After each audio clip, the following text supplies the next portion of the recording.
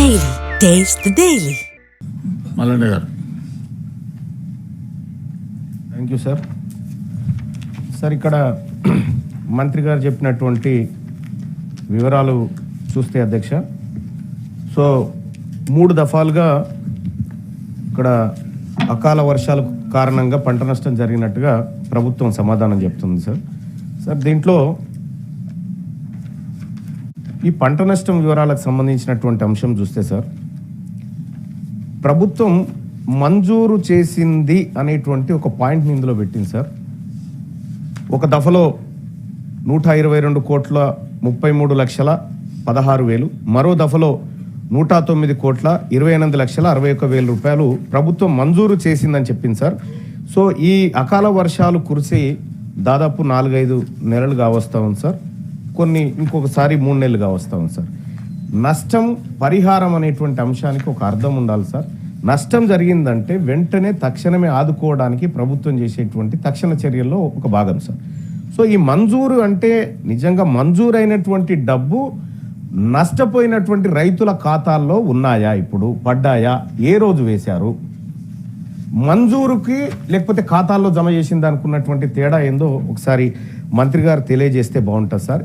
ఇక రెండో అంశం ఏంటంటే సార్, ఆగస్టు 11వ తేదీ నుంచి సెప్టెంబర్ మొదటి వారంలో సంబంధించిన భారీ వర్షాలకు సంబంధించిన జిల్లా వారి పంట నష్ట వివరాలు అని చెప్పి ప్రభుత్వం చెప్పింది సార్.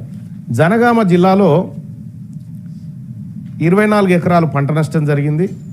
కరీంనగర్ జిల్లాలో 1 ఎకరం పంట నష్టం జరిగింది సార్, ప్రభుత్వం చెప్పినటువంటి మాట. అలాగే నల్గొండ జిల్లాలో 10 ఎకరాలు నష్టపోయింది. రంగారెడ్డి జిల్లాలో 14 ఎకరాలు నష్టపోయింది సార్. అలాగే అక్టోబర్ 28-31 మధ్య జోగులాంబ గద్వాల జిల్లాలో 12 ఎకరాల పంట నష్టం జరిగిందని ప్రభుత్వం చెప్తా ఉంది సార్.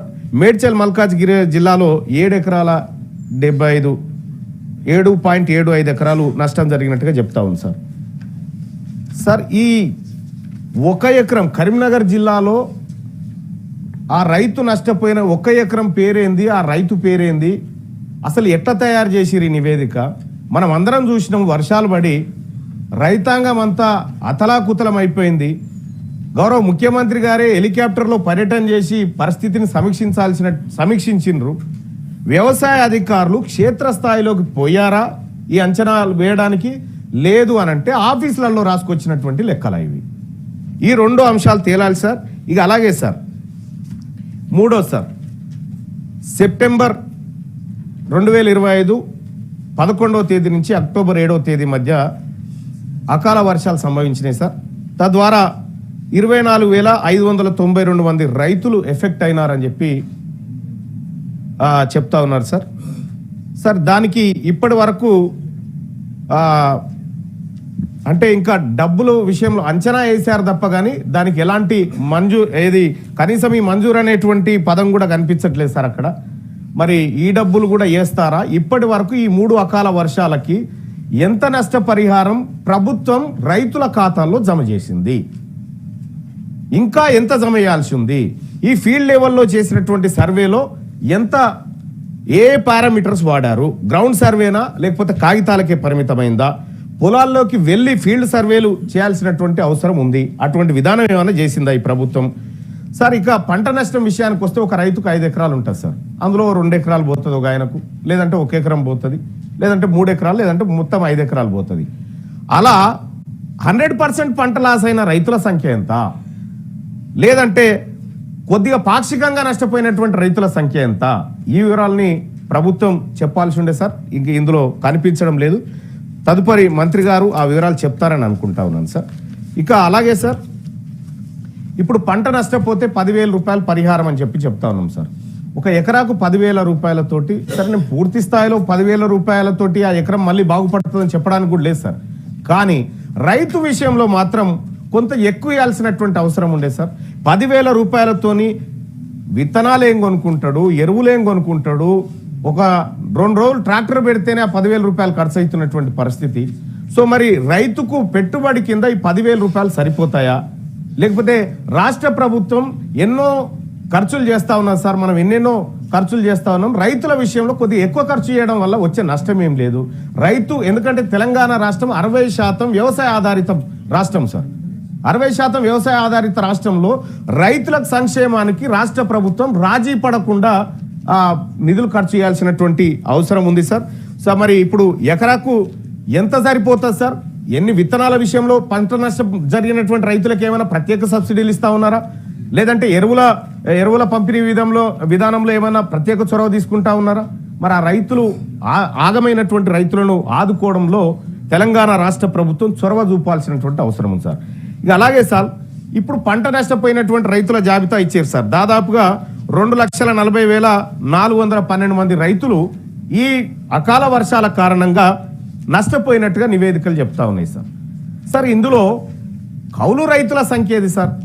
కౌలు పట్టుకొని ఒకరి దగ్గర వ్యవసాయం చేసేటువంటి రైతు ఆయనకున్న 1 ఎకరం తీసుకుంటాడు, లేదంటే పక్కోలతో 3-4 ఎకరాలు తీసుకొని వ్యవసాయం చేసుకుంటాడు సార్. మరి అది ఇది నష్టపోతే సార్ కౌలు రైతుల లెక్క ఇందులో ఉందా? కౌలు రైతులకు నష్టపరిహారం చేరాలంటే ఎట్లా? మరి అసలు రైతుకు పోయి పట్టదారికి పోయి కౌలు రైతుకు దక్కకపోతే మళ్ళీ కౌలు రైతు పరిస్థితి ఏంది? కాబట్టి కౌలు రైతు విషయంలో కూడా ఈ రాష్ట్ర ప్రభుత్వం స్పష్టతనివ్వాలి సార్. వ్యవసాయ శాఖ మంత్రి గారు, గౌరవ మంత్రి గారు ఈ విషయంలో నాకు ప్రత్యేక సమాధానం చెప్తుందని అనుకుంటున్నాను సార్.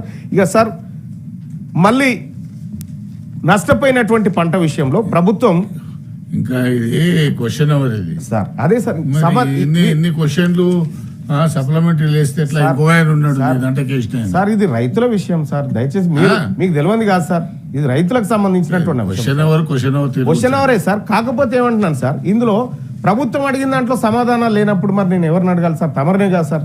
ప్లీజ్ సార్ కంప్లీట్ చేస్తా ఉన్నాను సార్. సార్ ఇంకా ఈ ఫసల్ బీమా యోజనకు సంబంధించినటువంటి సార్ ప్రధానమంత్రి ఫసల్ బీమా యోజన పథకాన్ని గత ప్రభుత్వం పట్టించుకోలేదు సార్.